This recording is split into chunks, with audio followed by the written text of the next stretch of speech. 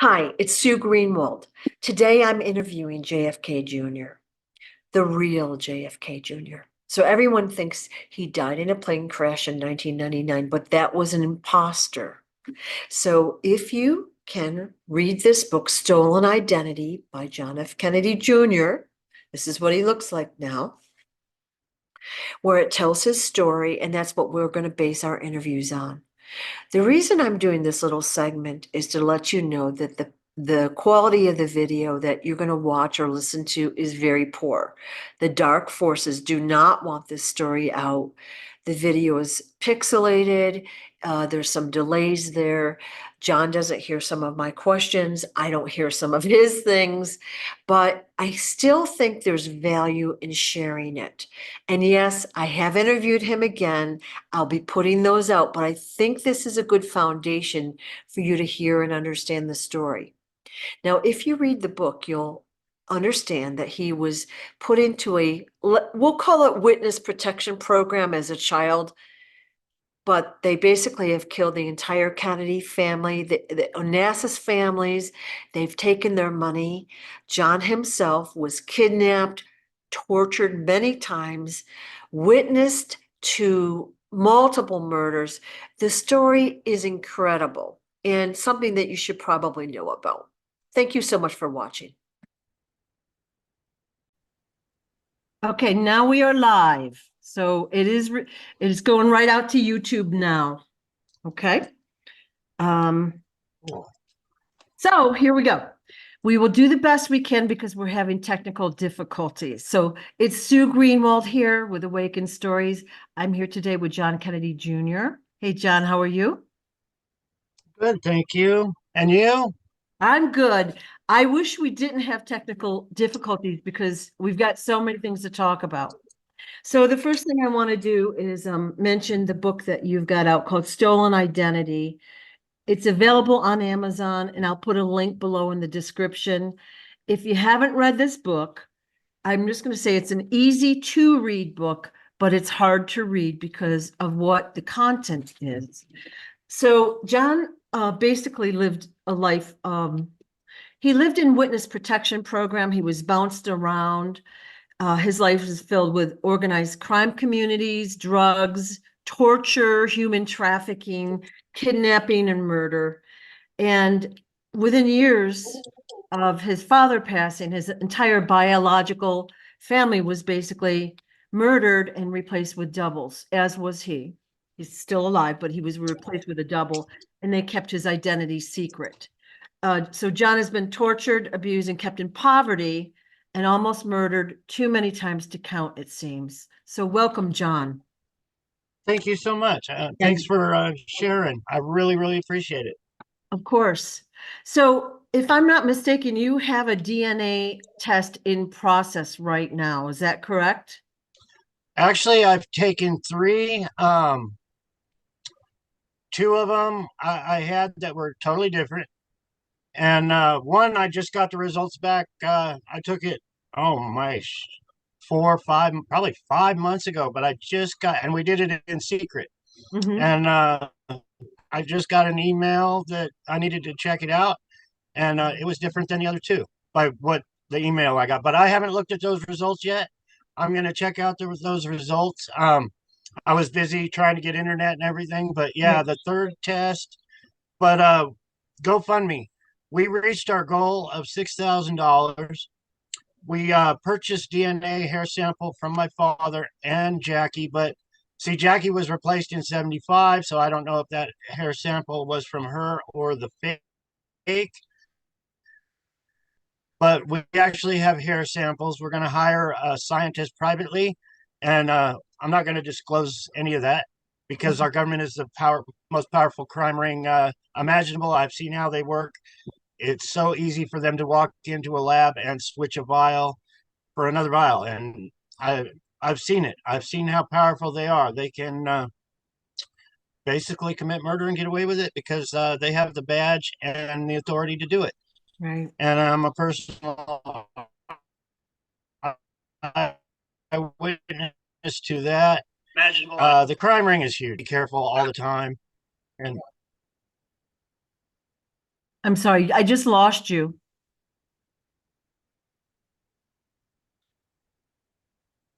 I think we're having technical difficulties. Of course we are. I lost the last sentence or so that you said.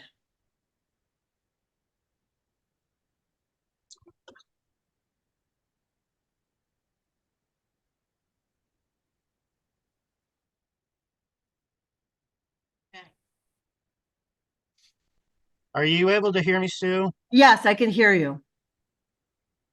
Okay, yeah, I just got a flash that said my internet is unstable. Your network bandwidth is low, but yeah, I'm working on this Wi-Fi and it's cutting in and out. So Right. that's So that's my issue. all Jedis, please help clear the lines and light the guys up that are interfering and send them up in a triple orange beacon to Smarty's crew. Done. Okay. Yeah, I was on TikTok and I did a live and I was talking about Bill and Hillary Clinton because I knew them both as a child. And growing up as a teenager, I knew Bill and Hillary. But on the TikTok live, every time I mentioned Bill and Hillary Clinton, it glitched. And then after about 5 glitches, they cut me off for good. And they said I was using sexual content that wasn't allowed. And I was like, really? Bill Clinton's sexual content? But I did say pussy because Bill Clinton grabbed um, my mother Jackie's crotch, Yeah. and that was it. That was it. I lost my live until the 24th or something. But Yeah. yeah, just for saying that, and they said misinformation, which is funny because I've had millions of views on my videos on the regular TikTok, and they stopped taking them off because I guess I got too popular on TikTok. But on the live, yeah, they cut me off right away. I had like 2,000 people listening, but yeah, don't say Bill and Hillary Clinton on TikTok because they must be accepting some of that foundation money. Yeah, yeah. What I liked in your book is that you said right from the get-go that you have gaps in your memory. And that's not uncommon with people that have had extreme trauma, torture. And of course, you were drugged a lot and you were under MK Ultra influence. So that definitely affected your memory. But I do like the way the book was put together because it gave a flavor of what you experienced, which was all horrible, pretty much. Yeah, see, I was tortured so much I can't write to this day. I could, Jackie, when I was a kid on the island, she was teaching me to speed read. She'd bring me a couple big books um, in the afternoon, and she'd say, I want you to read this book tonight. But I'm talking a book that was 2 inches thick. So she taught me to speed read. I can read some of the hardest words and tell you what they mean.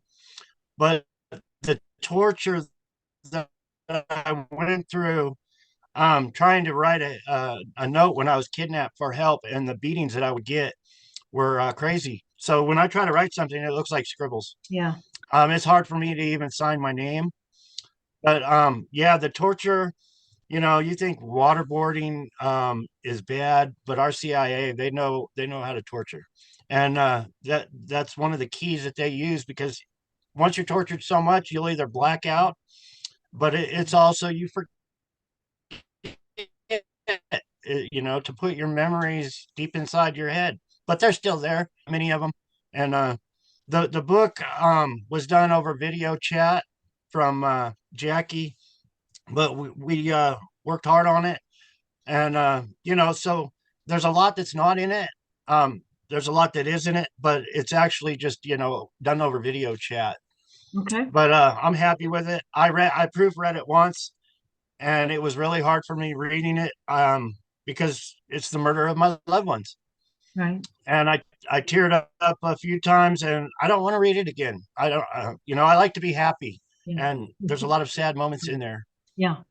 The first time I read it, I lost my mind for the night. Like I was done. So rereading it, I was a little bit more careful and I had already read the stories, so I was prepared. But I have, like a chronological feel for some of your life. Obviously, you didn't tell every detail of every story. But I like the fact that you said there are gaps in your memory and you don't know everything. Like you don't know who everyone was or where they ended up, you know? Um, I didn't get hardly any of what you were saying. The computer was Okay. breaking in and out. Okay. Well, let's just go right into the questions. We'll do the best we can. Through the book, you were almost murdered numerous times, yet no one succeeded. Do you have a reason why that could be? Like, do you have a feeling for why you are still here? Like, do you have a mission? You froze up, but I got the question. Mm. Yeah, there was many attempts on my life. Um, but you know, I mean, I had a bullet graze my cheek, and it was from a shooter trying to take my life from out in the woods. I was actually working in front of my home, and I had been poisoned many times. Many assassins came after me, but it's because I was smart. I knew that I could die at any minute, and I wouldn't I wouldn't play along with people's games that I thought was a setup to take my life. If I told the Quigley family I was going to the grocery store, in the town of Corscold, I would actually drive to the town of Fresno. I would try to make things tough for everybody that wanted to harm me. Um, one time, I've slept under the underpass of a highway. I checked into a motel and paid for the room key, and then actually slept under of a highway just so I could keep an eye on the motel room and seeing who was going to try to take my life. Me and Max Quigley got a motel room one time, and he left. I made sure. I said, he said he was leaving for the day. I said, make sure you lock the door behind you. Well, he left the door open, and I knew that they were coming in to kill me, so I left. And I actually saw the guys that were going to take my life in the diner sitting there waiting for me, And I showed them that I had a weapon under my belt, and I said it's not going to happen today, or maybe it will, but And I made some comment like that, but I showed them that I knew who they were, and they were looking at me like, wow. But yeah, many attempts on my life, but I went and basically a lot of suffering and a pain and a lot of spending money to drive the wrong direction and to rent motel rooms, just not even to stay in the motel room and things like that. Um, you know, I, it was hard for me to hold on to a job, and then things like driving 300 miles to the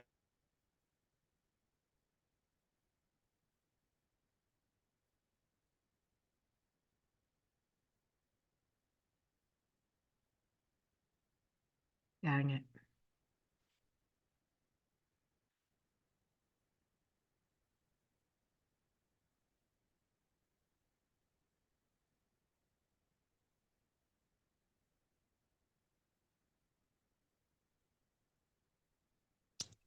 Dang it. Did I get you back?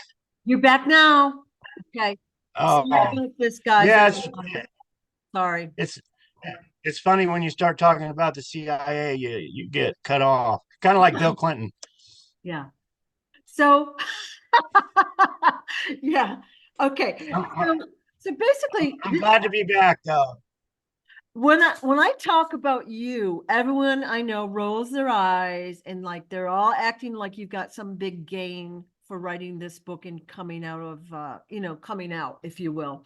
And so for those naysayers, can you tell us basically what, we saw a plane go down in 1999 with a guy that he was handsome, fit, he was on the cover of every magazine, and everyone was at, great loss when he died.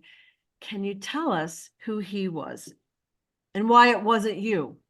You know what I mean? He was my Oh, he was my stepbrother.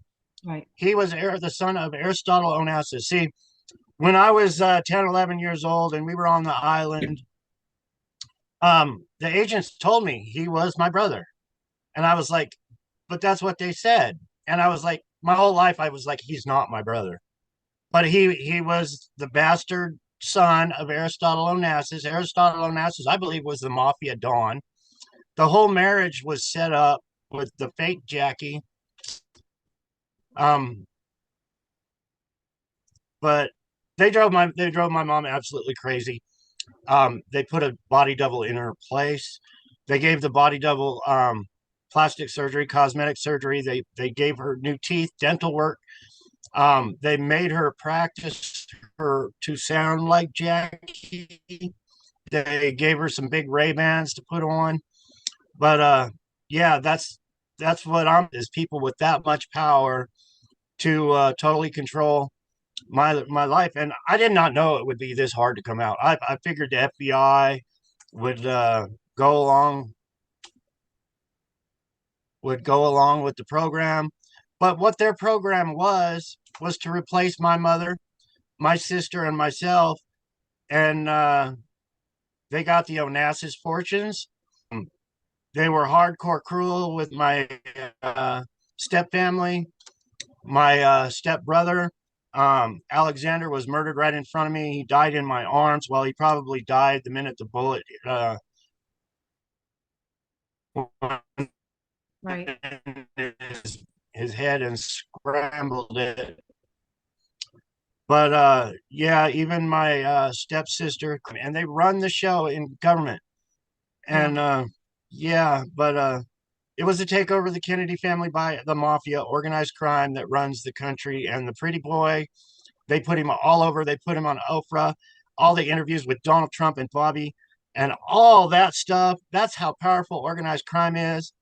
And they're not afraid to put it right out there for the world to see because they feel it gives them power for the crimes that they have committed. So basically, the person that took your identity was his real name was George. Is that correct? Yeah, I believe so. I mean, Yeah. that's why George Magazine. Yeah. Um, but he went by John. They told him to be called John John. Yeah. When we were in school and he sat next to me for a week or two, he went by John John, but I called him John John because he knew it meant to the mafia double. Means he wasn't the original John John. He was being put in place. He was the double to pretend to be me. But I Yeah. called him John John in school and he slugged me right in the nose, gave me a bloody nose. He was a prick. He actually was. And he was supposed to be my stepbrother, but he couldn't stand the name John John because he already knew it meant mafia double.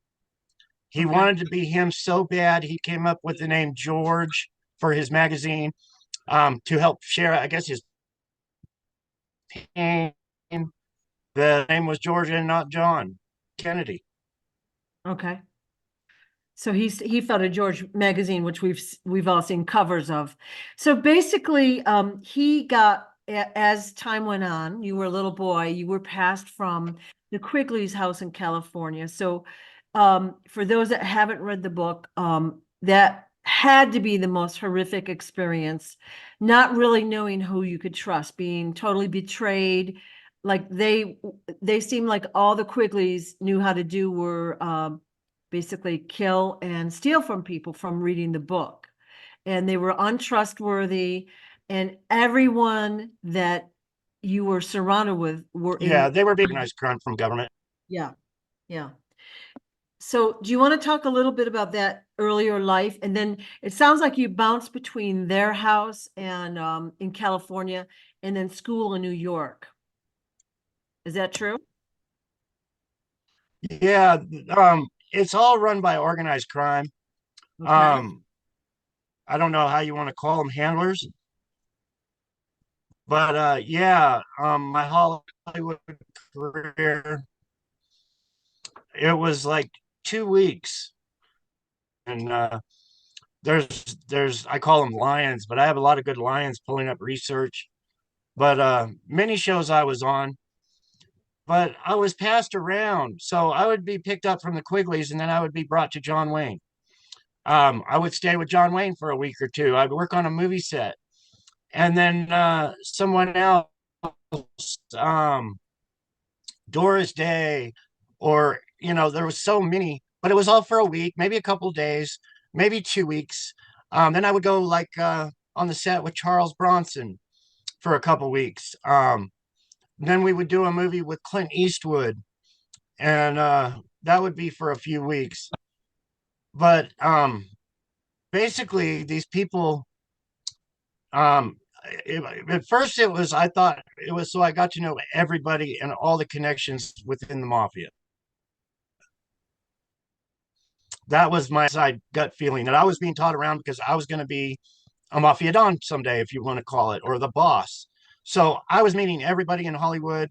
We did that. I would be taken on stage with the band Leonard Skinner, and I would be taken around, and I would meet all these celebrities, and because they are all mafia connected, mafia run, all of them. Okay. It doesn't matter who they are connected. That's what I'm up against. That's how many enemies I have. Because I don't know if they're enemies, but they are all run by the mafia. So if the mafia is against me, then they're all against me. But they could be used as tools. But it is huge what I've learned, and the people I've met. And when I first came out, I was thinking, well, I'll come out easy because all these people will help me now. The famous book writer, um, Jackie Collins, she did the book on Hollywood kids. Well, when I was young and I was doing a Hollywood thing, she said, I want to do a book on you. And I was like, well, when I'm ready to do a book, I'll let you know. So I think it was 7 years now. Time flies so fast. I looked up Jackie Collins, um, and she had already passed away. But yeah, you know, that kind of stuff, it happens all the time. My mom's sister Lee, she was still alive, and I got a hold of her on Twitter, just trying to get a hold of everybody that would help bring me out. And I found out that she was replaced as well. Son Adam was replaced. They murder, and they use the hermit crab technique. They replace you and they steal your fortunes. Okay. And I got a hold of my mother's sister Lee on Twitter. I said, you got to remember me because we were in some hairy shit on the island. There was people, Alexander, um, Aristotle's son was just murdered. There was mercenaries walking around the island with machine guns. But me, Jackie, and her sister were sitting hunkered down on some steps, and they were both talking about they were in fear for their life. They had to get off the island. They thought they were going to be killed. So on Twitter, I said, "Hey Lee, you remember our conversation on the steps? I'm the real John Kennedy." And she was like, "Get some mental help. You got to be on drugs." So right then, I knew she was a fake because that's the way they work. That's organized crime. They're not going to give up their truth. That's how they made their living their whole life, stealing someone else's life. Right. And a week later, she was dead. Oh, the woman you spoke with through Twitter? Yeah, a week later, she passed away. And she was a fake. She was my mother's fake sister. So she had been murdered and replaced also. It's huge. I don't know if how the extent the Russians got into it. Aristotle's I was in contact with many people. He was, like I say, probably the Dawn. He was a Greek billionaire, and he was in contact with the Russians. There was many times we would eat caviar, and they would entertain. As a kid, I had to do the dishes. I had to set up the buffets, and place the settings on the tables for all these millionaire, billionaire, high society people. But the Russians had a big influence. Um, I know he was killed and replaced. He had a couple different body doubles. Did, I'm but sorry, who are you talking it's about now? huge. Who was replaced? Aristotle Onassis. Oh, okay. I'm sorry. I lost the train of thought. Okay. He was replaced as well. Yeah. Yeah, but the Russian influence, it's spy versus spy. The big prize is the United States government. And everybody wants to infiltrate the United States government and take power. You have the power of the United States government and the control of all these people in organized crime. That's a big achievement for organized crime, Okay. and they have taken over. Everybody knows everything's all is in control. So when you were a little boy, you were like air quote purchased by this guy, Wayne, according to your book. And Well, that was after my father was assassinated. Um, my life went to instant hell. But the people in government, Eisenhower, and these people in power, they think they have the right to turn you into a slave, to own you. The child trafficking is huge because they're throwaway kids. Child trafficking up at the very top, Epstein and all this, the FBI, they use children as throwaway kids. They brainwash them. They have them commit their crimes for them, but they're not family. They're throwaway kids. And that's a big part of why we have such a huge child trafficking crime ring in government. And yes, I was sitting there. I believe it was Eisenhower. There was money switched, but yeah, they were like, "We're going to buy and sell you like a slave," and I'll never forget it. Um, but yeah, that right there stuck in my head for the rest of my life. That the people running our country have the power to enslave a human being. so basically, Wayne is the one that took you to the Quigley's, and then he would come and get you here and there, take you here, take you to Hollywood, take you to do this odd, unusual thing, excursion. Um, Kill people. yeah, in your book, you act like Wayne is the good guy, though. You know what I mean? Which I don't Yeah, well, understand. see, there's the crime ring is so huge. It is so many families. You got the 13 families that are the you know 13 of the most powerful families in the world, has hundreds of soldiers. Whether it is somebody, Bruce Springsteen, or I'm just throwing names out there, but famous people. Each family runs these people. And to me, Wayne was the good guy. He would take me around, but it seems like every other week I was with another family. You would go to one family and they would be kicking the shit out of you. And for instance, I was at one family, and then I was taken to another family, and I know the guy's name. He's a politician now. I'm not going to say his name, but he's a politician for the California, but it's a crime family. And he said to me, because every time I'd be bounced around, I would be beat and tortured if it was the wrong family, just to be used. And I went to this one, and he's like, "How come you're always cowering down and hiding in the corner?" And I was like, "Because I'm getting ready to get my ass beat." Um, but yeah, it's so huge what we've allowed organized crime to become in this country. All the politicians, and they're all yes men for the mafia or What's women. what's your goal right now for like coming out with your identity? Like, why did you write the book?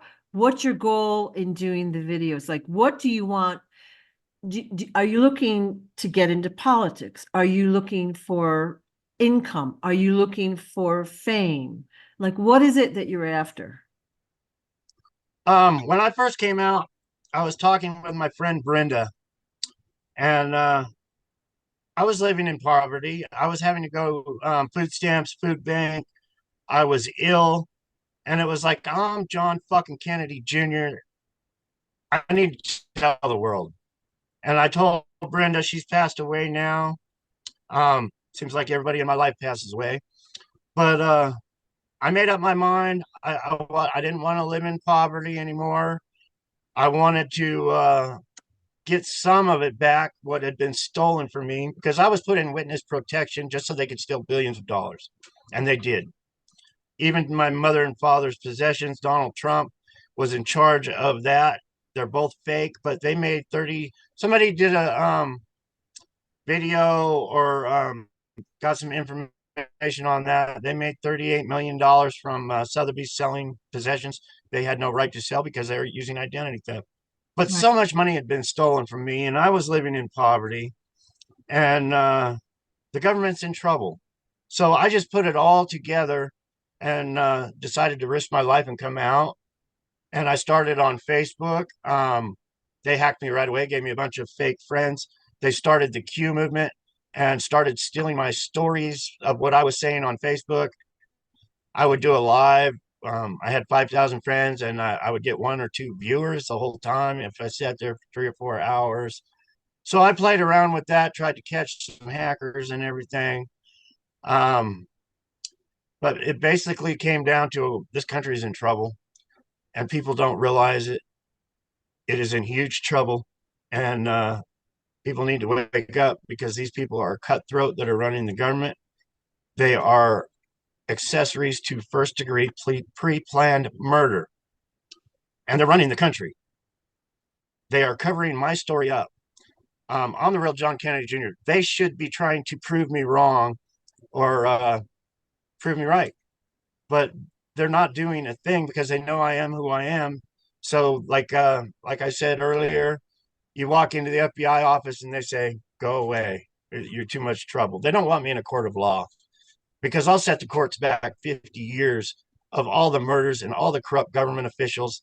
And I mean, it goes to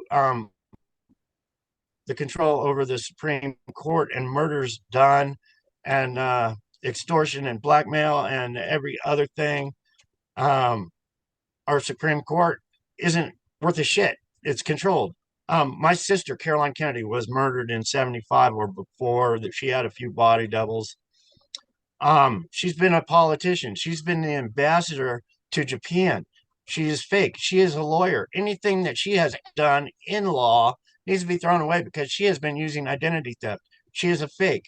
She is now the ambassador, I believe, to I don't get into all of it because there's so much to get into. I believe she is the ambassador to Australia. We have fake people that have stepped into other people's shoes running this country, being ambassadors, being president of the United States of America, and they are not who they say they are. Donald Trump was my loved one. And I know there's a lot of hate when I talk about Donald Trump because they're so brainwashed into thinking he's a savior. But in 1989, he passed away and was replaced with identity theft. It's people stepping in someone else's shoes. The government has the power to do it, and they're instant billionaires instantly. And all they had to do was say, "My name's Donald Trump." That's all they had to do, So and tell us it's not. about the Donald Trump death. Tell us about that a little bit so we understand. Not everyone's read your book yet. Well, I thought Wayne was trying to build me up in the mafia. He wanted me by what I believed to run Atlantic City, New Jersey. Straight up, I had been on the boardwalk with Wayne. He basically said he owns it all the shops. We walked in, the music came up, and somebody got a beating in one of the shops because he wasn't paying the rent. We went upstairs to one little place, and it was a house of prostitution. But he basically said he owns everything and he runs the show. And I assumed that he wanted me to take over for it someday. I had stayed in every hotel casino there was in Atlantic City. If I was going to run Atlantic City, I wanted to know the ins and outs of every place there was there. So every weekend, I would go into a different hotel, check in. I would walk around the casinos and make sure I knew the ins and outs of everything. But like I said, I think I stayed in every hotel. It got to the point because I was gambling, but they were sending me free motel rooms every weekend. So I spent a lot of time in Atlantic City. a lot of time there. Okay. Um, I don't know what happened with that. I really don't, but that's what I thought the plan was. And Donald Trump was part of that. But yeah. So anyway, I was at a hotel and Wayne came and got me, took me to the helicopter crash. Obviously, it was planned. And they were pulling dead bodies off of that helicopter. And one of the bodies they pulled off, I believe it was the pilot, was Donald Trump. Donald Trump was actually prior to that was said he wanted to fly his own helicopters. But anyway, they arranged it where that was covered up. But I was in tears. I wanted to get a closer look at his body. I got like 2 feet away, but I wanted to touch the man. He was my blood relative by what I was told. But I saw him close enough, 2 feet away, to know it was dead Donald Trump. And they grabbed me and pulled me away because he was on a gurney. And yeah, but it's all planned, and they have the power to do that. So the old Donald Trump was gone, and they had a new Donald Trump.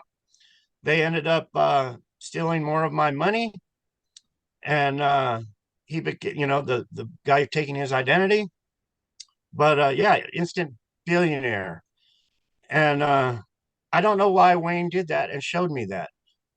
Just like he showed me the quarter that was lodged in the 1999 plane crash. Um, they're powerful, and they're the best in the world. Some I think probably like it. I've always called it feng shui, the art of placement, to place your enemy where you want them at the exact time, and they're good at it. They're actually really good at it, So and it's scary sometimes. let's fast forward and go to the plane crash in 1999. You were basically in that plane when it did crash, kind of against your will. You didn't really want to go. You felt like something was up when before you got on the plane, but you were kind of coerced into going. So, can you tell us about that experience? Yeah, um, I didn't want to go. I've always I have always gone out of my way and risked my life and put my life in jeopardy. It says my connection's going again. But I've always done it my whole life. Wayne told me you go anywhere you want, and I always prayed that Wayne had my back when I would do something like that. Um, it was John, cousin Adam, and a government agent, and they met me at a truck stop, and I was like, "Fuck you guys, I ain't going with you." They're like, "We're going to a wedding. We want you to come." Um, but the red flags were all up, and I was like, "No, I'm not fucking going." Because yeah, he didn't want me alive. He didn't want me to this very day share my story that I'm him and he played me. Right. But there was a government agent there, and he was even reassuring me, "You'll be all right. You'll be all right." So I said, "Fuck it." Um, yeah, I thought I was going to die at any minute. Um, but I'm not the one that swam with the fishes that day. Um, you know, I can still visually, when I close my eyes, I can play shit back like a movie. And John and his wife and sister, and they were arguing like husband and wife at each other's throat.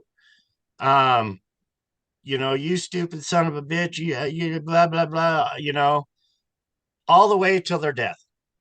So yeah, but the impact was horrific. I had already braced myself up against the back seat when we hit, but I told him, and he wouldn't listen to me. The plane would only steer left. It was turning like this. And I said, just reduce your speed. If it's not, and we're five, just reduce your speed. Slow the frick down, and we'll just do circles until we hit the ground. But he was too busy fighting to pay attention of flying the aircraft, and we hit the water really hard. It was really quick. I wasn't expecting it. It was just bam. But the nightmare was me trying to save her sister. I pulled her away from the plane, and she was fighting me. I thought maybe I should slug her because I had lifeguard training. You know, my whole life I was in the water. Uh, I wanted to punch her, but she was fighting with me. She said she's got to go save her sister. And I was like, I either knock her out or she tries to go save her sister. So I let her go. She swam back, and I never saw her again. And then the plane went down as soon as she was on the plane trying to get the door open. But yeah, when the plane was going down, my whole life in lifeguard training and all the other stuff, you're told you can't be near anything. If you're in a boat and it's sinking, get the fuck away from it because the undercurrent will suck you in. And so even though she was, I saved her once, I wasn't about to save her again because I figured I would be dead also. I wasn't willing to die. I saved her once, and yeah. So that's kind of mind mental fucking me over. Maybe I could have done more. Maybe I whatever. But the plane went under, and when it was going under, I was swimming away from it. I had my life jacket on already. Um, it was cloudy. It was cold. I thought I was bleeding. I was waiting to get eaten by a shark. I couldn't see any lights at all. I didn't know where I was in the ocean. And the waves were really, really freaking big. So when a wave would come up, I would try to look around, and I thought I seen lights way off in the distance. So I started kicking and swimming towards it, and then ate by a shark. Um, I just kept paddling that way, and eventually, I went into shock. I was there for so long trying to get towards those lights. I lost it in my mind. I think I went into shock. So, yeah, I was actually there. They ain't coming back. They are not coming back. I saw them go down in the freaking ocean.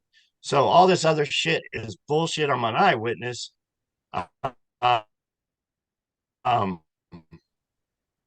all this stuff from my videos that I've made, sharing all this, they have used all of it against me to discredit me, to do whatever. I don't know. Their lunatic ways are crazy, but I'm getting my story out, so they're gonna have to live with it. Well, I think people are just curious. Like we want to form our own opinion. We want to ask the questions, and how can we not, you know? And it's hard when they're, controlling that. So basically, you were there when the plane went down. You had your life jacket on, you got out of the plane, you tried to save Lauren, she swam back and the plane sank. But you did see the body, at least of the one playing John. Um, afterward, a few days later. And you said it was something like a quarter in the steering mechanism or something like that. Yeah, this guy brought a quarter up to Wayne, and I was standing right next to Wayne, and he said this was wedged in, I believe it was the hydraulic line uh, of the plane steering mechanism. Right. So Wayne was looking at it, and got the news firsthand. Yeah. But yeah, the body I had seen was all sea bloated and every other thing. I couldn't tell if it was Mr. Magoo or John. Um, if it was John, he was so bloated, he was 3 times his size. But I've seen a lot of dead bodies, but how could you tell for sure? But the John that was on that plane, that impact that we hit, um, he had to bury his face in the dashboard and every other thing. He ain't coming back. But the body I saw, I couldn't give a positive ID on it.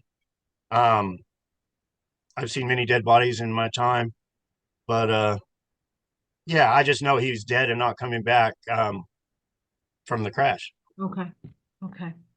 And so let's talk about your mother, Jackie. So your father, of course, is And assassinated.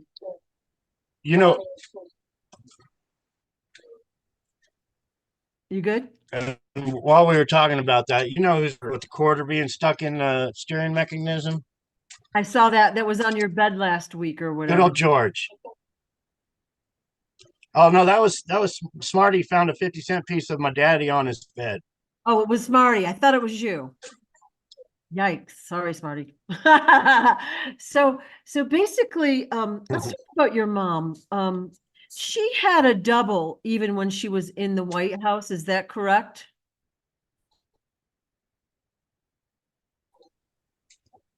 Yeah. And they were working on when I was alive. Well, when I was alive, when my mom was alive, they were actually working on a body double.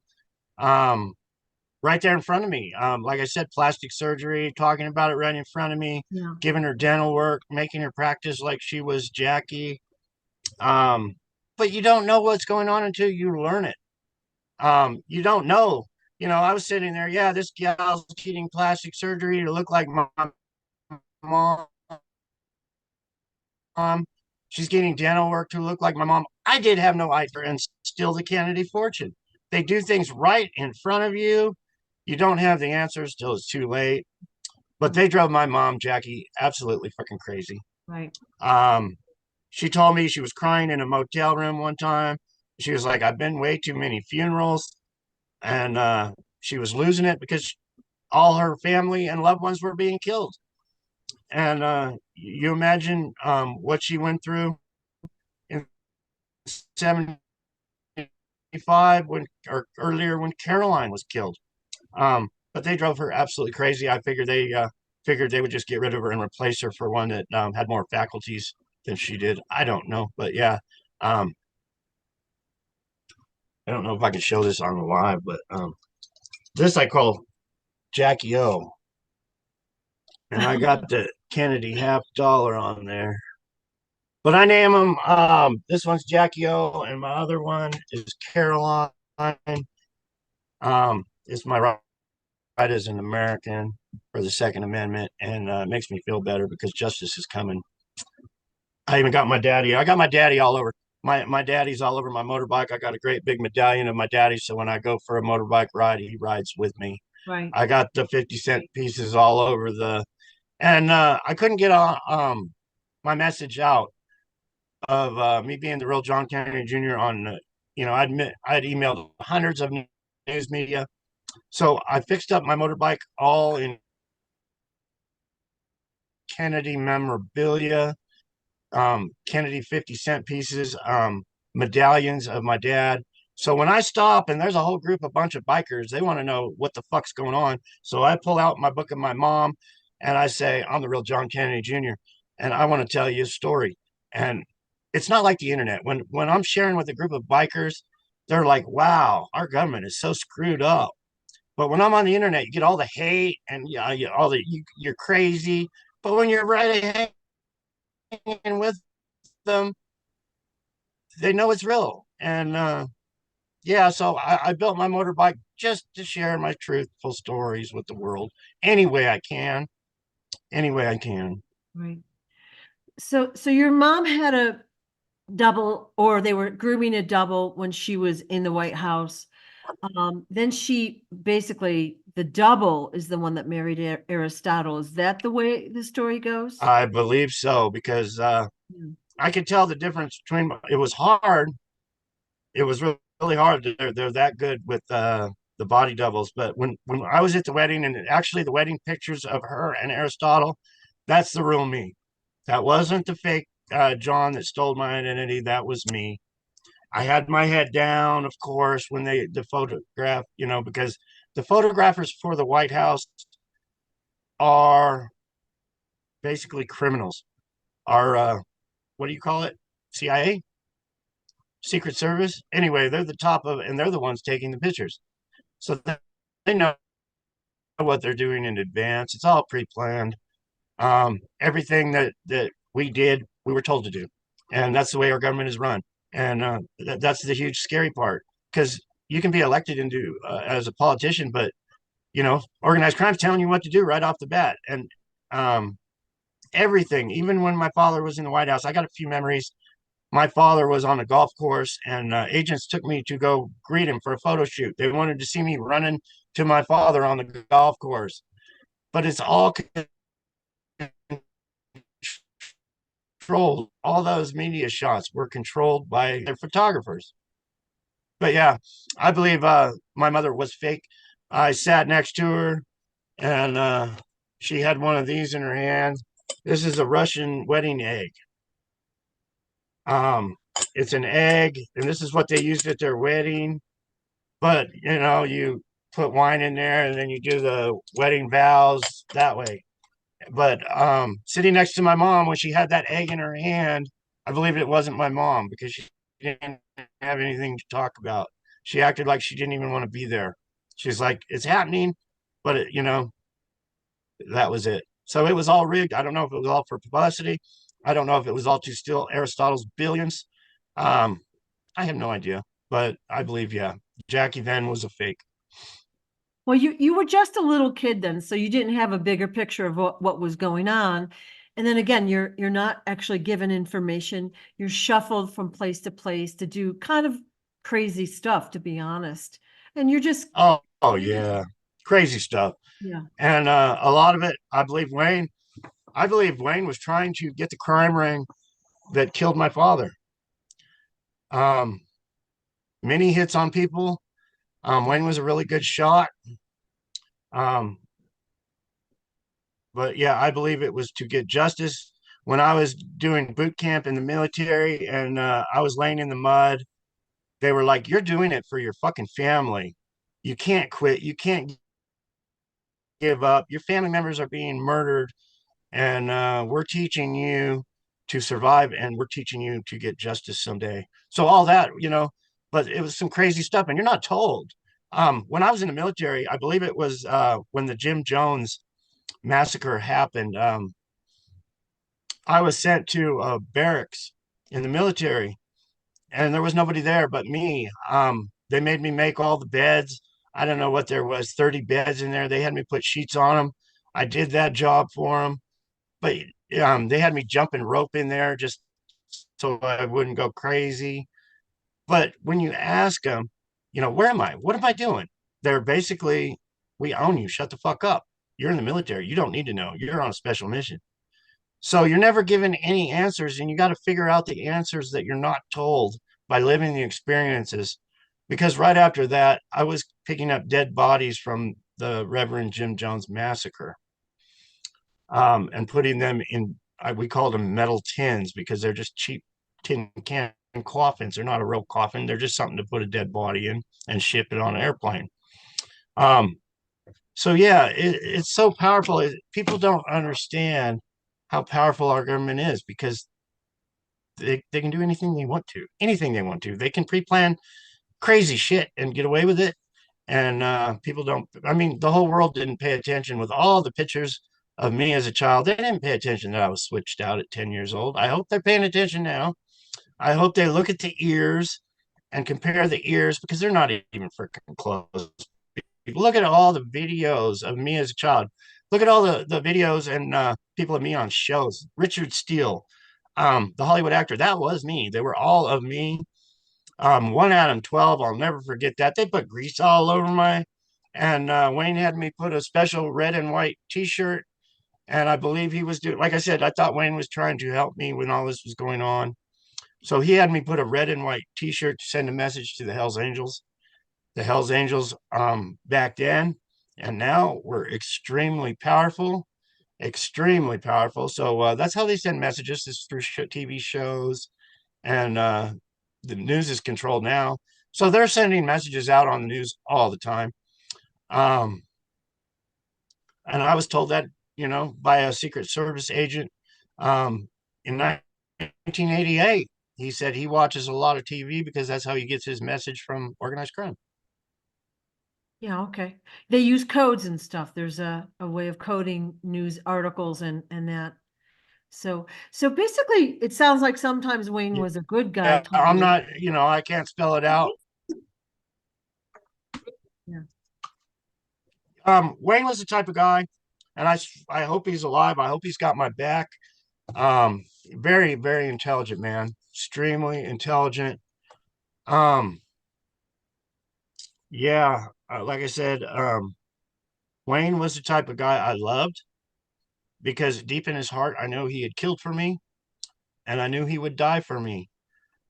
But I'm scared to fuck with Wayne. Wayne had so much fucking power. If if Wayne waved his finger and wanted you dead, you would be fucking dead, straight up. And he would do it in public. He would have someone, you know, killed. You know, he would tell somebody to get in your car and go drive into that brick wall, and they would do it.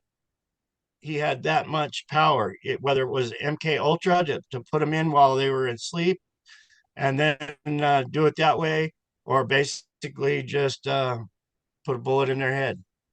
So it sounds like he was not only your handler, but he was grooming you to take control of certain things. That's why he took you around and showed you, introduced you around and showed you the way it was done or whatever. But it seems really inconsistent to me. Like first he seems like a really good friend, and then other times he seems like a really horrible person to be around, Oh yeah, and a lot of that is to make me tough and for training, I believed. Wayne has so much power. Here's a little story. I don't think it's in my book. It might be new, but I had achieved some, gathered some weapons. Um, I think one was a shotgun and one was a 30-06, basically a sniper rifle. And Wayne, I got home from work one day and Wayne came over and he said, "By the way, Dave," he called me Dave. That time he did anyway. And he said, "While you were at work, I put a gun barrel in this motherfucker's mouth and I bit off." And I went, "What?" And he said, "Yep, I took the head right off that guy, and the cops are going to put you away for murder." And I just went, "What the fuck? This is Wayne telling me I'm going to prison for murder?" And he was like, "And there's nothing you can do about it. There's nothing you can do about it. You just killed somebody with your own gun. What am I gonna do?" And in the house, it was a little trailer house I lived in at the time. I cut the weapons in half. I cut the barrels right off the weapons. I put them in a little backpack. I got on my motorbike. I went up to Lake Tahoe and I threw them in the fucking lake. Everything. I didn't want no parts of no weapons, so I threw them all in the lake. I had been up for days. I was like, I'm going to jail for prison. So I'm up in Lake Tahoe, and I was like, okay, I got to face it. I have to face it. I didn't kill nobody, but so I went to the FBI office in Fresno, California. I walked in because the FBI killed my family. So you imagine how I felt walking into the FBI, thinking I'm going to prison for murder, somebody I didn't commit, talking to people that killed my family, my loved ones, shot down my mom. So I walked in there and I said, "Look, I got problems." And I explained my problems. And you know what they told me at the FBI office? "Don't worry about it. Go home. Just go home." Really? That's what they told me. Wow. Wow. Well, okay. So We're way out of we keep jumping around, and some people seem to be confused. So probably they haven't read the book or whatever. But so let's kind of like go a little bit more chronologically if we can. Your dad's assassinated. You're 3. Around 1968. So you're about 8. Your mom marries Aristotle Onassis. Is that around? I think I was more 9, but Yeah. Yeah. somewhere in there. Yeah. And I'm not really great with dates or anything. And I wasn't there, of course. So, and basically during that time, you're kind of shuffled back and forth around anyway, but you go to school in New York City, and then somehow Wayne takes control of you, Wayne, your handler, and he leaves you at this Quigley household in California. And Yeah, like they would. the They Quigleys would come, were not good people, but they were being told what to do. Yeah, so they were basically Um, paid to keep you alive, but they were psychological abusers, physical abusers, they were murderers, they were thieves. They did all sorts of yeah, horrible things, right? Yeah, yeah, and they're loyal to the mafia. They're sworn to the devil. Um, basically, in the shadows, um, the devil is God. But out of the shadows, they're going to church on Sunday. They're putting me in Sunday school. But behind the shadows, they're doing, and they're good. They're the best. Nobody in the world is going to think they're child trafficker handlers. Um, I was in Clovis, California. My next door neighbors, and this was a nice residential area, but I went to eat dinner at my friend's house that lived next door.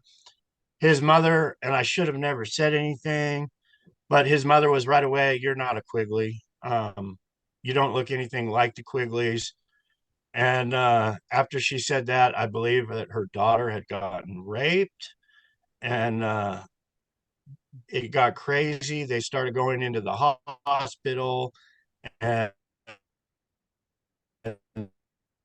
they didn't have anything to do with me or the Quigley family after that. They were being strong armed to shut the fuck up. okay. So she But said that yeah, people noticed.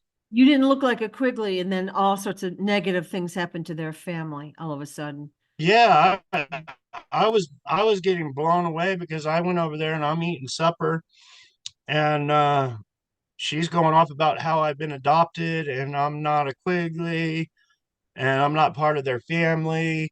And it was all hitting me like a brick upside the head. And I'm like, okay, well, back over the Quigleys, I was young. And I Yeah, was like, yeah, the neighbor was all telling me I've been adopted. And, yeah. I wish my internet was more stable. Sorry. It keeps It going does, in and out. it is, I mean, we're gonna keep going, but it does detract from the whole experience. Your buffer Yeah. can't clearly hear you, But, for the audience, I want Yeah. to say When, that, his name was David Keith Quigley. His identity was switched at, what would you say, age maybe 5 or 6? And they said was witnessed. I believe it was because they gave me the name Richard Steele in Hollywood. Right, Um, but I had different names. So I think when I was 5, the Quigleys told me to call them Mom and Dad, not Max and Dorothy Quigley. right. But it was all so confusing. I had different mini names. I had to do different mini things. I had been brought around when I was young so many times.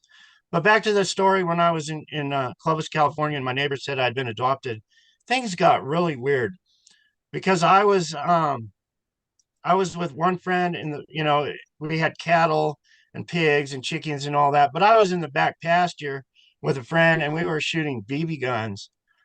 But the next door neighbor walked up to me, and he had a BB gun, and he shot me right in the freaking heart.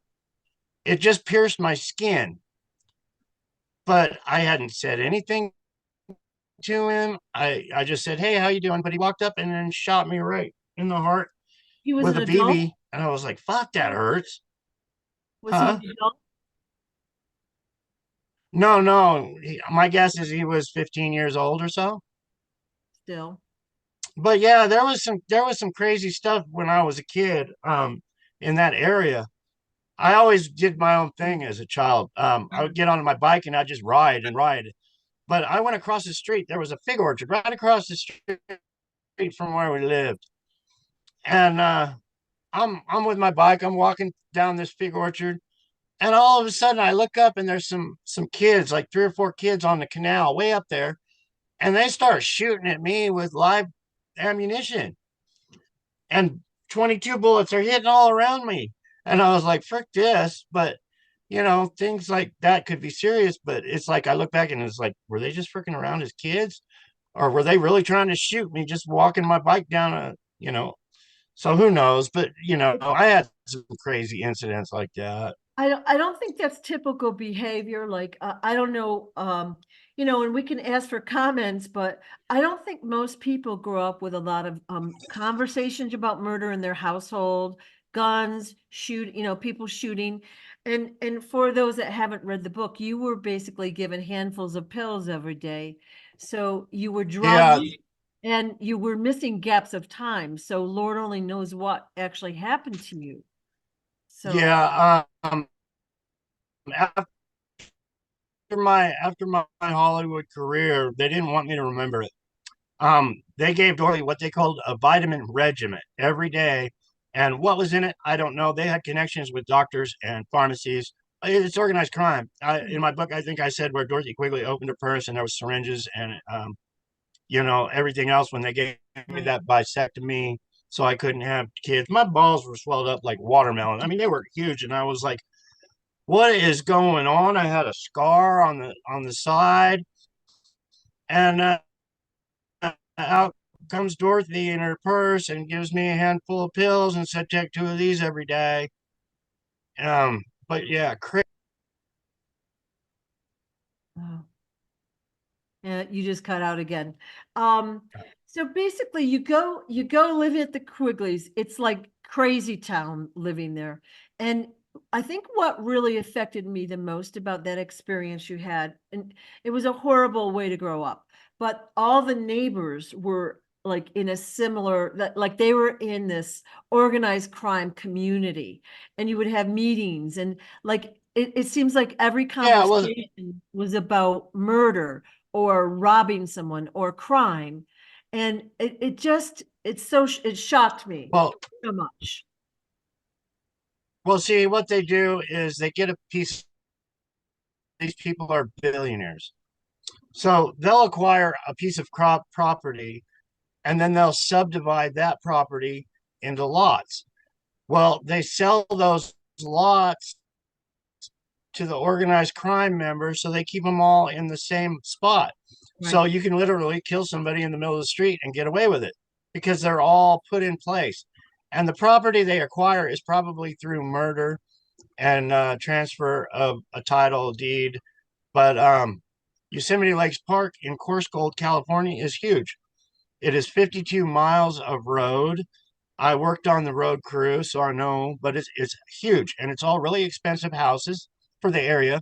Um, but it was all subdivided. Wayne had me there when they were plowing, the roads and paving the roads to put in this subdivision. right, Me and Wayne, I was standing there with Wayne. He had the transit, and the guys with the bulldozers were talking with Wayne. But yeah, they built that subdivision that's huge, and they put, Richard Keel, the guy on Jaws, people from Star Trek. They were basically filling it full of people from Hollywood that have done shows would buy a house there. So it was private, but it was all connected. right, right. And in your book, you talk about some of the meetings and the conversations and the kind of midnight rituals and things. It's just very unsavory. And I wasn't sure how the Hollywood connection tied in with that. Like you've been in several shows and movies. Why do you think that like why did you need to be involved with Hollywood? What do you think the reason was there behind that? Well, I know Jackie wanted me to be in pictures. She wanted Caroline to be in pictures also. They wanted me to be a star. They wanted me to be famous and have the money and everything. There was something to do with Caroline, my sister, on oh, John Travolta in the dance show. Saturday Anyway, Night Fever, I think. Yeah, yeah, actually, John Travolta and a couple other guys beat me up because I said that they had raped my sister. Um, it's I forgot what I was going to say about Hollywood before. Oh, Caroline and the Brady Bunch, the show Brady Bunch. I believe one of the sisters was murdered and replaced on that show. Something happened anyway. Me and Wayne were there. I don't know all the details, but yeah, Jackie wanted me to be a star. She wanted to build me up in Hollywood. She paid a lot of money. But what happened after what was it, 72?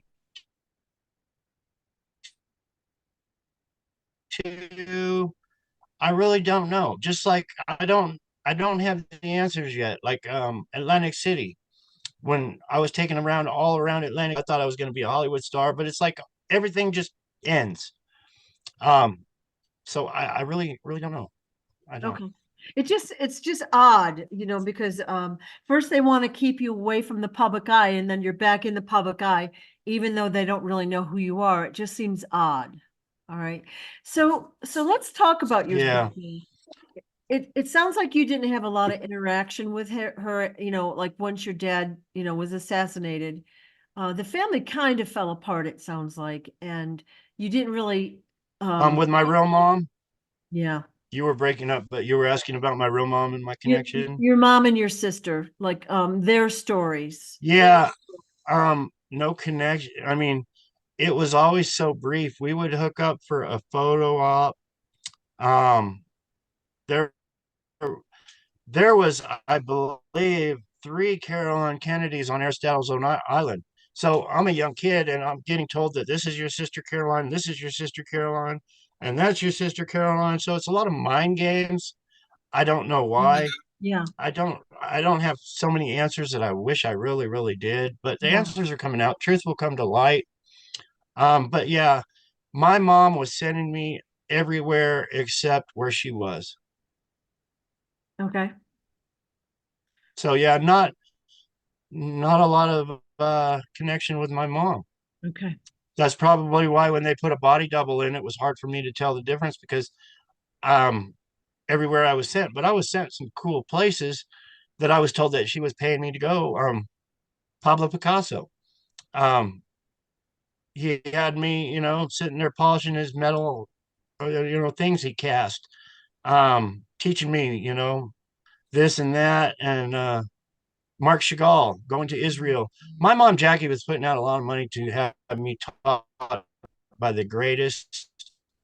She was putting, Hollywood to be a star, so I could, she wanted me to be a drafter, where you draw plans for buildings and houses. I don't know Architect. what you call that. She Architect. wanted me to do that, Yeah. but I never got into that. It was like, yeah, um, but It sounds like you like working with your hands, or that's what you're good at now, from what from reading the book. I am very mechanically inclined. I could rebuild a Ford, I could rebuild a Chevy, I could rebuild it in the front yard. I Mhm. can get anything running again. A motorbike, I can, if somebody gives me a dead motorbike, that thing would be the most badass motorbike going down the road in a year. But yeah, I'm very mechanically inclined with mechanical stuff like that. But um, I like tinkering with jewelry. I made this bracelet right there. It Oh, was a watch band and a bracelet, very but cool. I threw that together. The lady that I got the stuff from probably gave it to me dirt cheap. She's passed away too. I lost them a couple months ago. They were like my best friends here in Bullhead City. Um, and then somebody sent me that bracelet. That's a Smarty bracelet right there. Yeah. Yeah. Somebody sent me that. It wasn't Smarty. It came from the Netherlands, I believe, but I absolutely love that. And with that said, I feel good. Um, Smarty gave me this medal. He said it was for post-traumatic stress disorder. Just having it on and holding it makes me feel better. Yeah. I feel healthier. I went to the cancer doctor yesterday. I was all stressing out, and the guy knows me. He wanted me to give him my book, but I was like, no. But he heard about me on the internet. He was like, "You're John Kennedy." When I went to see him the first time, and I was like, "Yeah." He's like, "You're all over the internet." Yeah. But I went in there yesterday, and he's like, gave me the thumbs up. He's Awesome. like, "You're all good." Well, So let's talk about the kidnappings and abductions, because it seemed like those were probably done by, we'll call them federal agents of some sort. So several times you were kidnapped when they wanted somehow to get money from your family.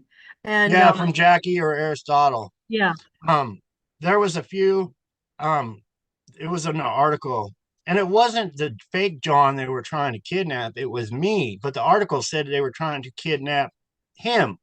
but it was three Greek criminals. They were trying to kidnap me, but the story got switched around. And yeah, but it's huge.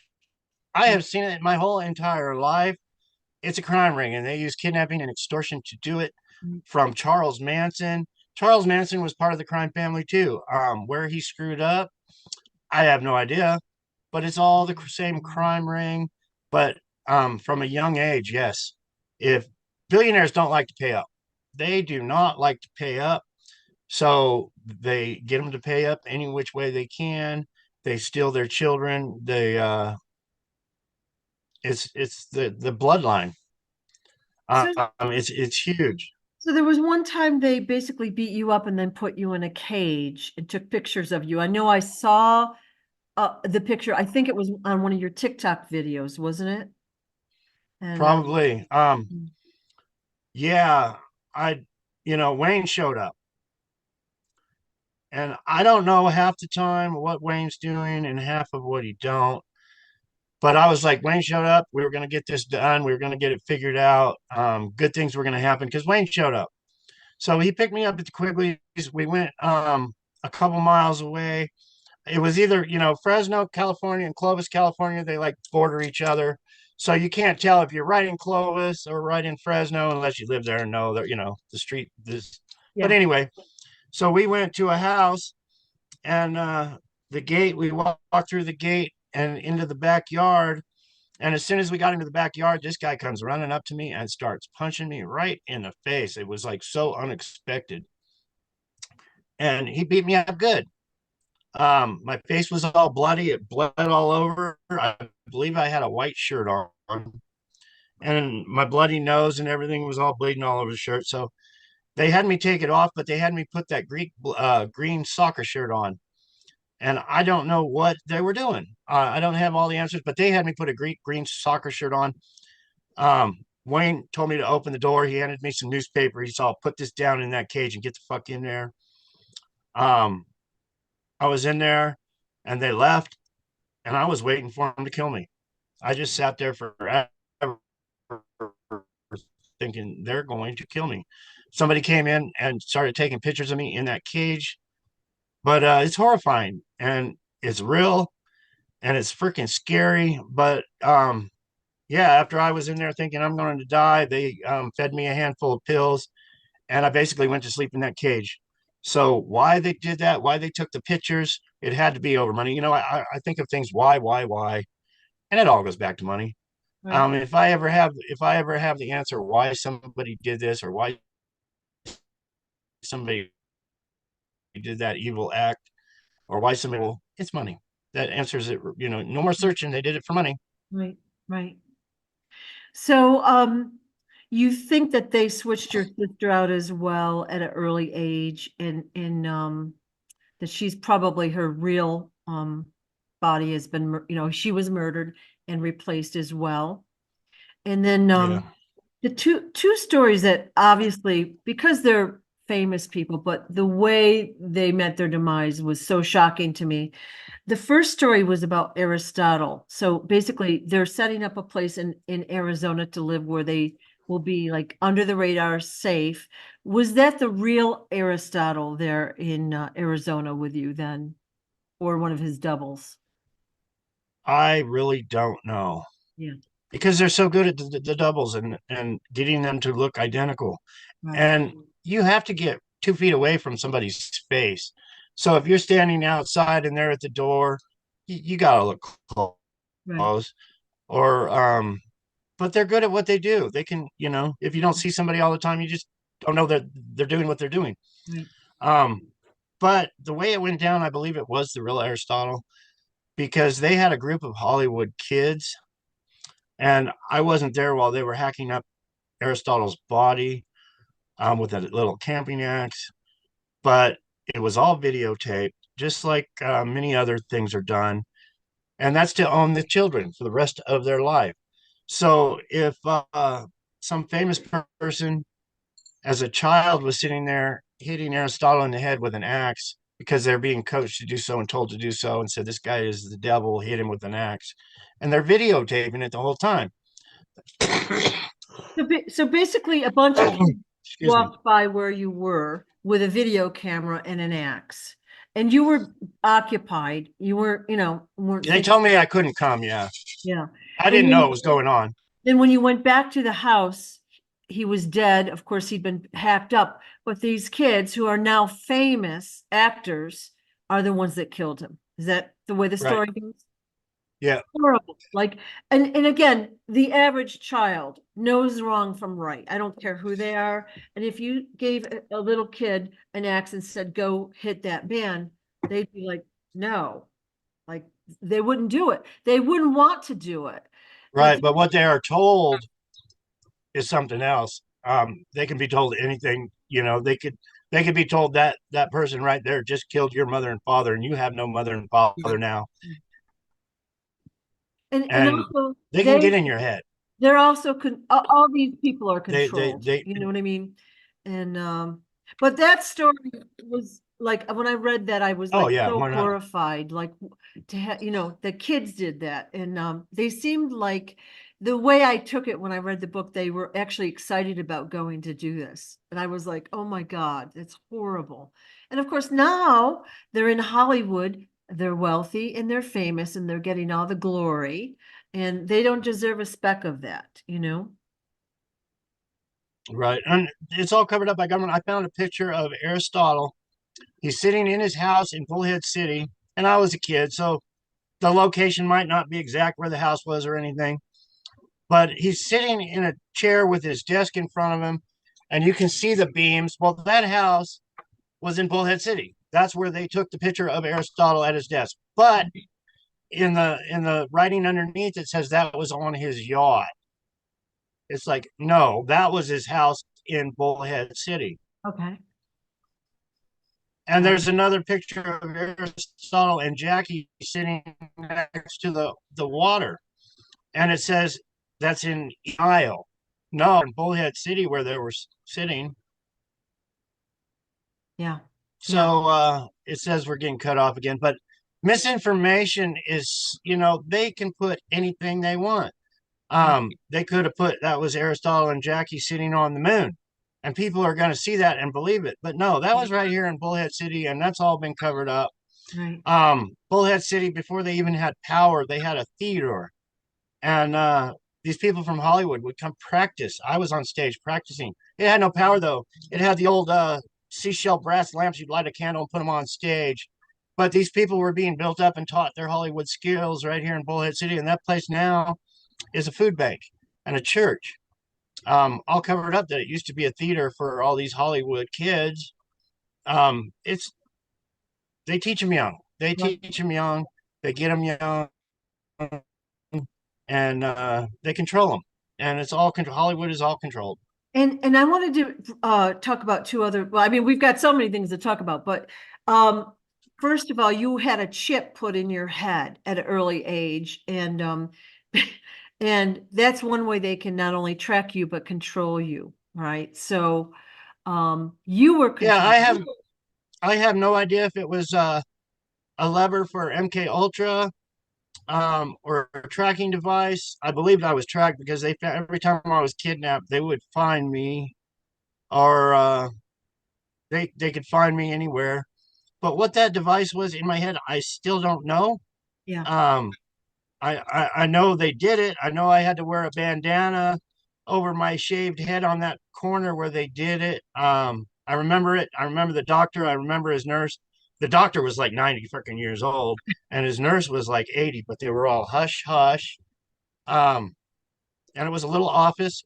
It wasn't a doctor's office, but they made it into a doctor's office. So how many other kids did they do that to? And like I said, we only use a fraction of our brain. So I don't have the answers, but to me, it could have been a lever or something from our government experiments to put me to sleep or wake me up, or come in the middle of the night while I'm under deep hypnosis and take me to all these places. God only knows. It God only knows. Yeah. Yeah. Maybe I'll find out for someday when I look into all the CIA files. You were taken away a lot at night, like taken out of the household and taken to, again, unusual circumstances, unusual places to witness things. And I know somewhere in your book you said you counted that you had witnessed over 80 murders, and then you kind of lost track. And I was like, oh my God, not a typical life. That's not typical. Wow. No, but that's how huge organized crime is. Yeah. And the organized crime families are, how powerful the mafia is in mafia wars. I don't know if it's in my book, but yeah, I was locked in a bathroom and told I had to chop somebody's body up and be able to put it in a bag and make it that small. And I couldn't come out of that bathroom until I had that body chopped up. Um, Lots of incident, scenarios like that. Um, Crazy stuff. Yeah. Um, One time, there was a big trash can. Trash can didn't have a roof on it. It had a chute coming down right into the trash can, and it was full of dead bodies. And Wayne had a little red ring in his hand, and he showed me that ring, and he threw it in those dead bodies, and he said, "Now go find your mother's ring." And I did. I went in and crawled over all these dead bodies that were thrown in this big trash can, um, trying to find that ring. I never did find that ring. Maybe he just faked like he was throwing it in there just to get me to crawl through all these dead bodies and get used to death or something. So, so it was like kind of like a dumpster. But there's of killing and murders. It's So you were made to crawl through a dumpster. yeah, you know these big shipping containers. Yeah, full of dead bodies. Yeah, well, the power our government has. I was taken around, and I believe it's because I am who I am. I'm John Kennedy, and I have so much dirt on our government. So when they would take me around, it was covering their ass, and they couldn't get in trouble. So they could kill somebody, and if it ever got investigated, well, how did this person die? They would see John Kennedy was there, and they were like, "Well, it says in the computer we can't do anything." Just like the FBI, when I walk into the FBI, they said, "Go away, we can't talk to you." So I believe a lot of it was so they could commit their crimes and get away with their crimes. So that's why I saw so many crimes. Um, for yeah, with from Chicago to Illinois to Pennsylvania, the things I've seen, some of them are unspeakable, and the people involved. It's like going to the supermarket. They can kill somebody and take them to the morgue and evaporate their body because they own the funeral home. So yeah, I have seen a lot of deaths, but a lot of it was, and a lot of it I thought was trying to get justice for the crime ring that killed my entire family, and it is huge. Organized crime is huge. So yeah, I was sitting there one time, and this was when I was in my 20s. I believe it was my 20s, but I was counting on my fingers. I was counting on my toes. I was like, yeah, this guy came against me and he died. And I think his wife died too. This guy pulled a gun out on me and I haven't ever seen him again. So a lot of it I thought was getting justice for people that were coming after me, trying to kill me, for the justice for my loved ones. And some of it could have been the other way around to take money from individuals. But yeah, it's so powerful. They can do it right in broad daylight, right at night. They prefer night, of course, just so they don't have to kill anybody else or cover their ass. But yeah, I got to 80 something when I was young and I lost count. And it was actually screwing with my head because I was picturing the murders over and over again so I just gave up. Yeah, yeah, I said 80's enough. yeah. Well, I gotta say that just seeing all of what you've seen is enough to cause PTSD. But then you add in the drugs, the beating, the kidnapping, everything else. It's like it's a mind-boggling story. And you're exposing through your book and these stories how many people have committed these crimes, and it's just actually a little shocking how many are out there. You know, um, one of the things Yeah, I was going crazy. yeah, one of the things you mentioned in your book was you talked about the Q movement a lot. Okay, so we're all familiar with Q on this channel, but you basically said that Illuminati started Q. Like that's who started the whole Q movement. Is that the way you said it? Okay. Well, basically, the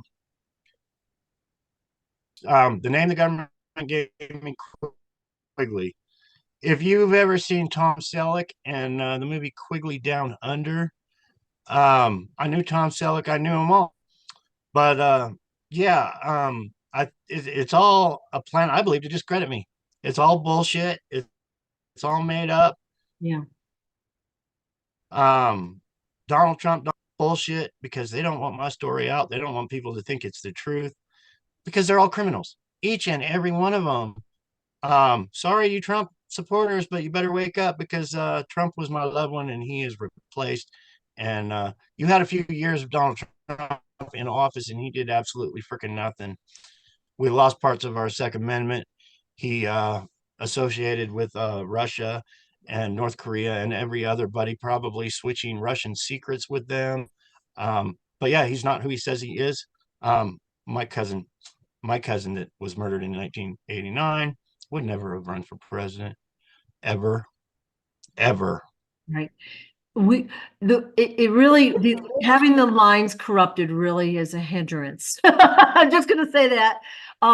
I was asking about the Q movement. All right, so I wanted to know, you had said the Illuminati is what, these crime families basically are the ones that planned and implemented the Q movement. Is that correct? The way you said it? Yeah, that's what I believe because I don't know much about it. All I know is a lot of them say John Kennedy's coming back from the. Well, I'm back. They believe John Kennedy Jr. is coming back from the dead. Well, I'm not dead, but I'm back. I'm trying to get my story out. He ain't coming back though. You Q movement people, he's dead as a doornail. Keep believing year after year after year. They had me believing in witness protection program year after year. Someday. Well, I'm 63 fucking years old now. I was in witness protection for 50 of those years. Um, Nothing ever happened, people. It's a stall. The longer they can stall you and make you think something's going to happen in the future, the richer they get and the more they deceive you. And keep believing because he ain't coming back. Okay. And I don't even think Donald Trump will be president of the United States again. Um, yeah, we need a big change. Well, But yeah, all that was started. I believe it's just spin off my stories from when I started sharing on Facebook. okay. Well, I just wanted to clarify that because of course no one really knows who it is. And it does seem like it sounds so good what they say in the coding and all that. It's so clever. But the thing is there's been no action. We don't know if there's truly a plan and nothing's happened. So when I read it the second time in your book, it kind of popped out at me as something to ask about if you knew who had planned that.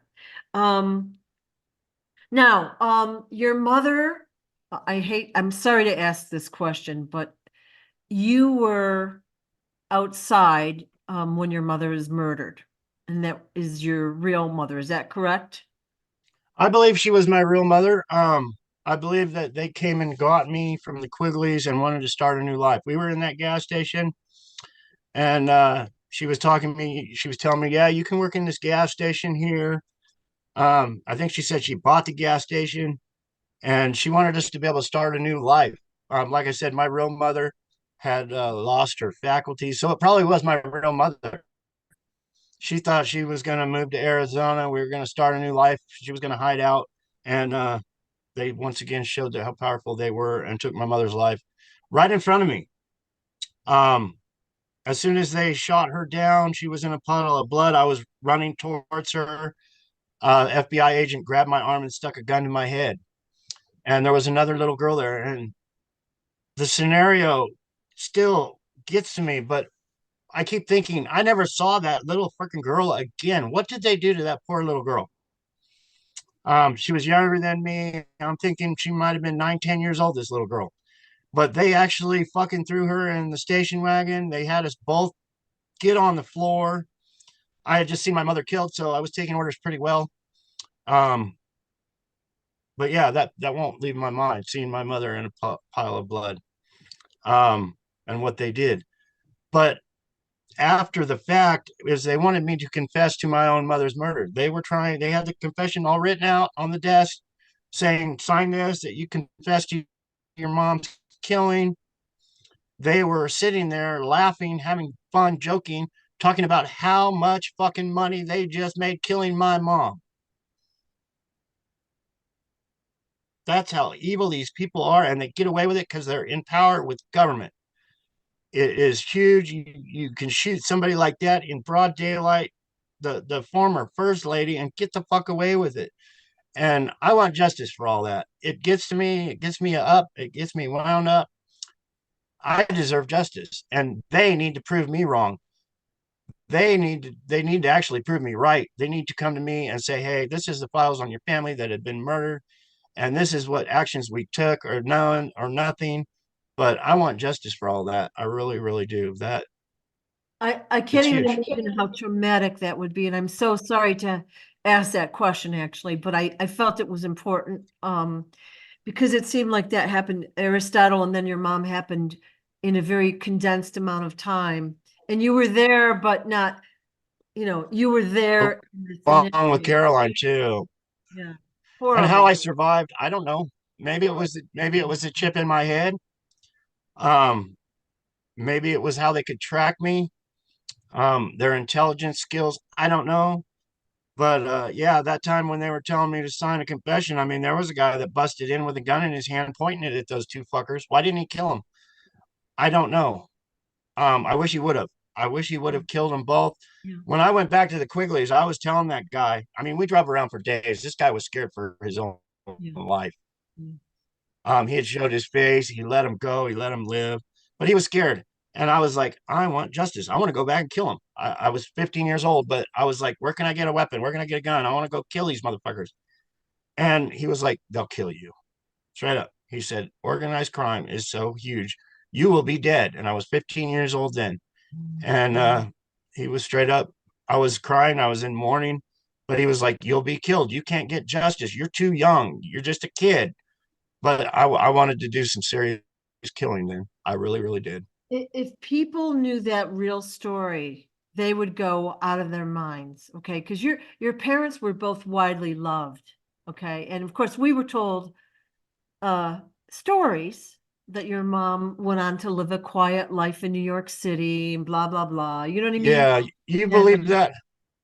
I well, mean, if you think about it, and it puts the puzzles together. They kept a fake in New York City so they could control her by the mafia. yeah, Um, all the Rose Kennedy and my grandma and her my mom said they were so wealthy. She could have lived anywhere. She could have had the most beautiful ranch with the white picket fences all around it and the horses running in the fields. Why the fuck New York City? Because she was controlled. She wasn't the real Jackie. The real Jackie would have had the horse ranch and the fireplace in the living room, not a fucking apartment. And that was all to scam money. I mean, people need to see reality for what it really is. She was a fake. She was controlled. She lived there because she was told she had to live there. I was brought one time to her apartment, and they had a photo op of me on the bicycle and her sitting on the hood of a car. She was so fucked up. I didn't know if it was the real Jackie or the fake Jackie, but I was told to go ride my bicycle around Central Park so they could take pictures. They stopped traffic at a corner for me to walk across. This was Secret Service agents did that just so they could take pictures. But I tried to talk to my mom that day. She wouldn't talk to me. She was sitting there reading her book, but would not speak a word to me. And I don't forget that crap. But yeah, it was either my real mother that was out of her mind or the fake one just not wanting to talk to me. right. But yeah, Central Park, New York City apartment for the rest of your fucking life, being the former first lady. No, she would have had a fucking nice horse ranch and beautiful, beautiful animals. Yeah. But yeah, so organized crime does things like that just to control people, control all the assets. Right. Um, Crazy but true. Crazy but true. I'm really, really sorry to hear that story. And of course, that you had to go through any of this at all. And I think, Well, you're I appreciate it, but it's been going on. It's been going on for so long, and the struggles I have each and every day. Um, it's crazy. I got team of lions working for me trying to get my disability because they killed me in the hospital in 2013. They they messed me up, and I believe it was a attempt on my life in 2013. Went in for a simple surgery and woke up with staples covering my holes in my lungs. I couldn't breathe. I believe they damaged my heart and every other thing. right. Crazy story, crazy story. But I tried to get disability after that. I was up at the Quigley's in a little travel trailer that I parked up there just because I was homeless, basically. And after that, I was literally crawling in the dirt. I couldn't fucking walk. I was messed up. I had staples on, and I was crawling in the dirt going, I'm John Kennedy, and I am having to endure this, and I ain't giving up. But yeah, I'm still not giving up. So Yeah. Yeah. I think, your mission is really to expose all the, you've told all these stories. A lot of the people are probably no longer living, but you're exposing what's happened, and that's really important for us to hear. And I think it's only going to get probably worse once it comes out. yeah, Um, yeah, very, very you know, upsetting. I think of the good and the bad all the time. Do I want to expose and get it out there and have my life constantly in danger? But it's the truth. It's a reality. And American citizens need to know this truth because it's the biggest story this world, you know, could be out there, but it's not out there because the news media is all the same corrupt. They don't want it out there, but to me, it's worth my life. Um, Not the people around me's lives, but it's worth my life to get it out to the American people so we can make a better America. Right. There's a lot of people that have fought and died for this country, fighting for this country, and it's my country. I love it, but we need to fix it. I don't want organized crime running this country, and it is. And we seriously need to give it back to the people. Yeah. Organized crime members are cruel. They don't care about human life. They don't care about killing children, trafficking children, using children. And, and we need to wake up and get rid of all that. Seriously, we really need to get rid of all that and make it a better place. Agreed. Agreed. Now, you have been harmed many times. Have you ever had a near-death experience? Oh, wow. Yeah, I died. Okay. Did you Yeah. go through a tunnel? Did you meet Jesus? Did you meet God? Any stories like that? I I met the big bug zapper in the sky. This was in 1987, I believe. But the bug zappers were the big thing. It goes in and goes beep, and then the fly's gone. So I Right. was kind of tripping on the bug zapper effect, but it was when they gave me a vasectomy. They actually drugged me. I think they gave me, and this was at a church meeting, no less. So I went to say a prayer. I put my head down, and this guy actually, I believe, chloroformed me. Once they chloroformed me, they put me on the kitchen table, and I could hear what was going on. I could hear them talking in the room. Um, but they waited for he was actually a CIA Secret Service agent. He actually swore me into the Secret Service. But he was a doctor also because he was the one that performed the vasectomy on me. But during the medication they gave me and the vasectomy, I died on the kitchen table. It was actually the big counter that surrounds it where they had me. And the kitchen had those big fluorescent lights that went across the whole kitchen, fluorescent lights. So I was laying on my back and all these fluorescent lights, but I left my body and I was floating towards this light and I could see my body. I looked down and I could see my body on the kitchen table. And um, I was floating. I had no control, but I was floating towards this bright light, and I call it a bug zapper because I didn't know what I was going to see when I found the light when I was floating towards it. And I looked down and I saw my body laying there. And I was like, why are these people doing what they are doing? And I was talking to God. And I said, why are these people doing what they've been doing to me my life? And the minute I asked God that, or the bright light I was floating to, I turned around and I went back in my body. And they did what they did. And I remember them taking me off the table and actually bouncing me up because it was 2 flights of stairs. But they were dragging me up the flights of stairs, and I was basically bouncing up and down the staircase while they were dragging me up the stairs. And I woke up 2 weeks later with an IV in me, and my balls had got infected and were swelling up.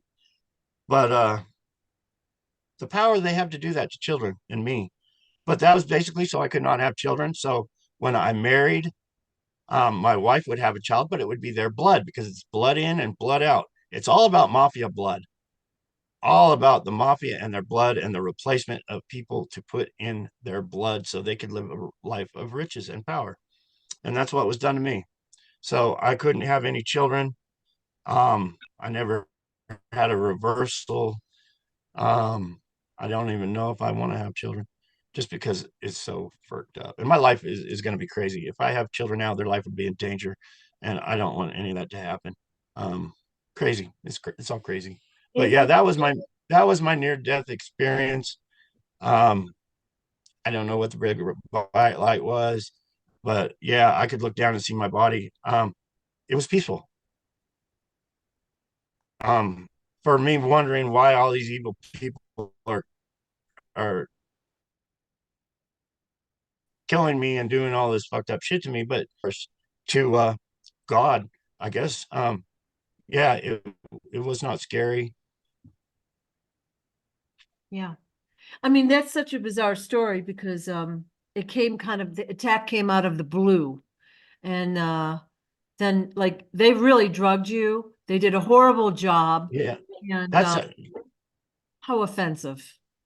the the crazier it gets, the more true it is.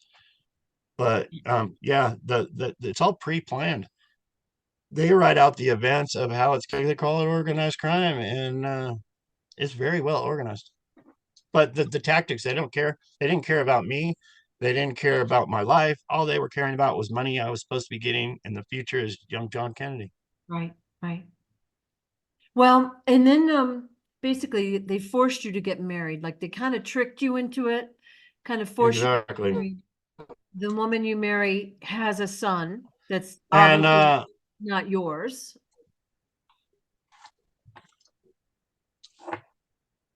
but they did a switcheroo also. Yeah.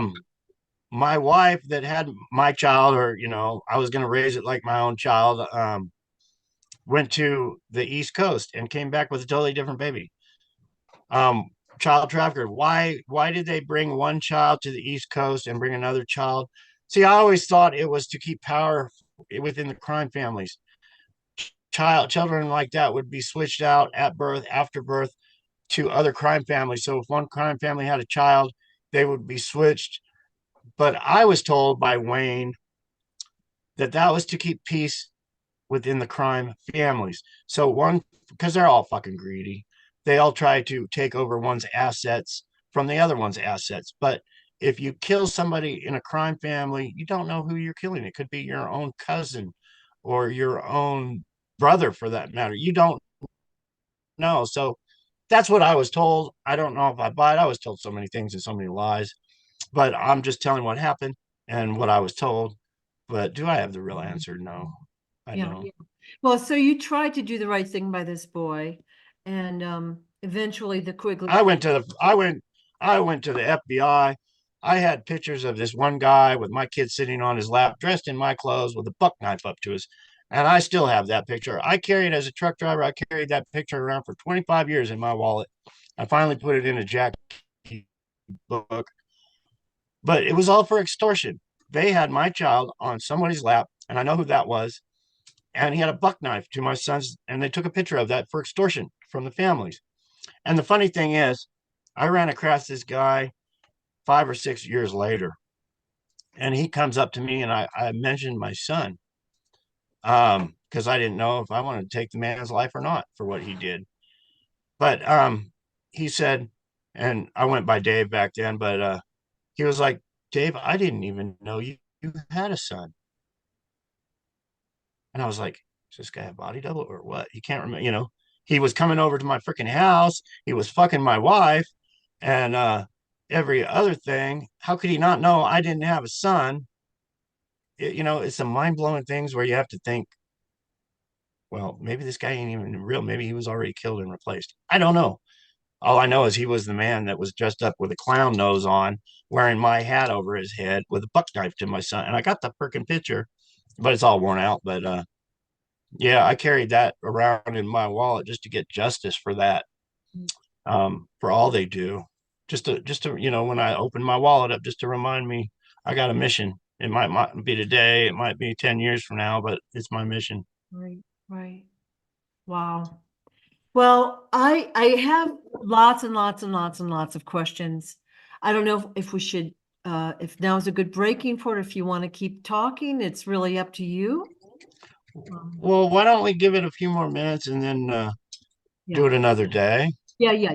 And that way we'll come back and, because there's so many, there's gaps because we've been jumping around chronologically. And if people haven't read the book, they're probably a little confused because, they're not getting the story in the way you told it before. But Yeah. I just wanted to, again, show how many unusual and bizarre experiences you had causing you like mental distress, disconnect, a loss of memory, stress, like yeah, it had to be horrible.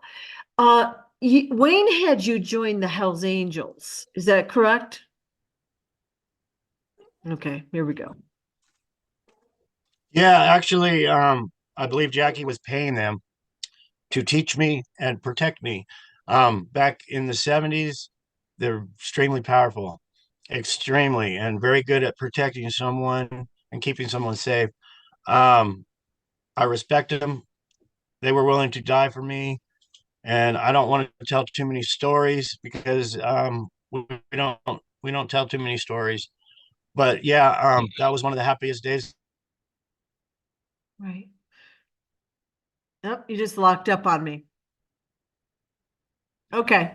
I don't know if you can hear me, but it sounds like you were asked to join the Hells Angels so that they could protect you, but you could also learn to protect yourself more. Is that correct? Okay. Life, I had a new family. Were the Hells Angels. We just lost like, I don't know, 30 seconds or more. So could you repeat that?